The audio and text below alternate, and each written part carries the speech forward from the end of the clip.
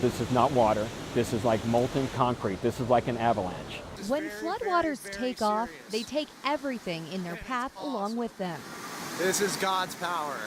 You're going to be in there with a bunch of rocks and a bunch of 2x4s and a bunch of washing machines and car parts and cars themselves. Fire officials say if you find yourself in the middle of this, stay in your car. Getting out of your car is going to put you at far more risk than staying in it.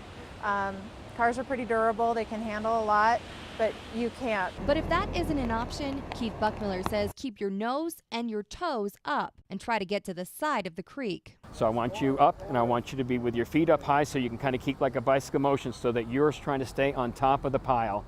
And if you hit anything, you can deflect over it. If you can, grab something overhead, but avoid things like tree branches in the water. I don't want you to try to use that as an anchor point, because that anchor point is going to hydraulic you and either take you underneath it and trap you there, and you'll become a screen. Being in the water is a worst-case scenario, and one that first responders are asking you to try to avoid at all costs. This is going to be a problem for a really long time.